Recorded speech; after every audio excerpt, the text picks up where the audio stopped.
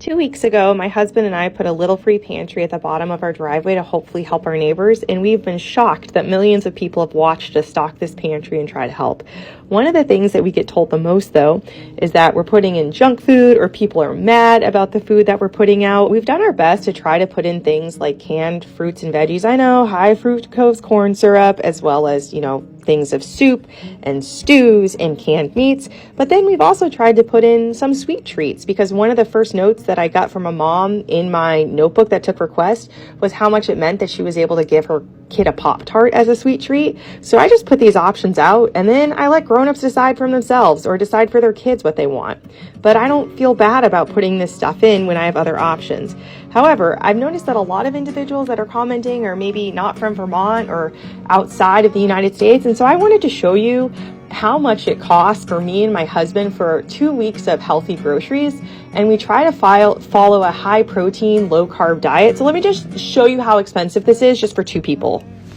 I normally start at Walmart because they have the widest variety of meats as well as keto specific snacks. For meats, I get things like steak tips, as well as stir fry that I can put in recipes, as well as a chuck roast, do a pot roast, and then 96% lean hamburger. But just look how much more expensive this is to get than the less lean versions. So lean is about $8 a pound, while the least lean version is less than $7.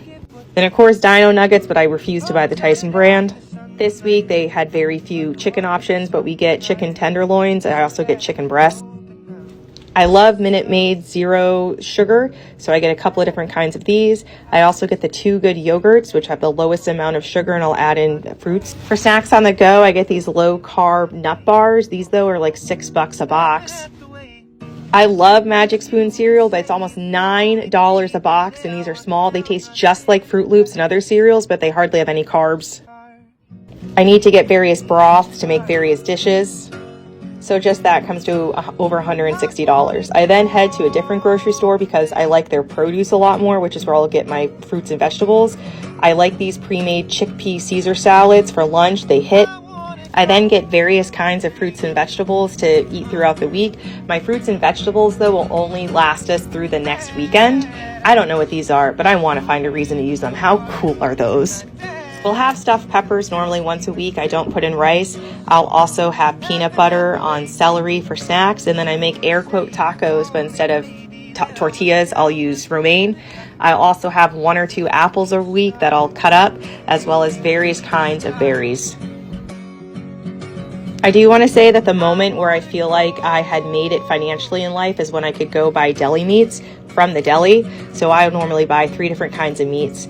I'll also get this chickpea chocolate thing that I'll dip in fruit, as well as these 0-carb tortillas. I'll make my own tortilla chips in various wraps. I then get this 0-sugar Gatorades in a couple of different flavors, as well as these skinny dipped snacks. I'll get a bag or 2 that'll last me through the week. I also will get these chomps, as well as some Slim Jims occasionally to munch on. Keto bread. I also really like the keto bagels. And this is what my cart looks like. I wasn't able to put in everything, and this will last us about 2 weeks.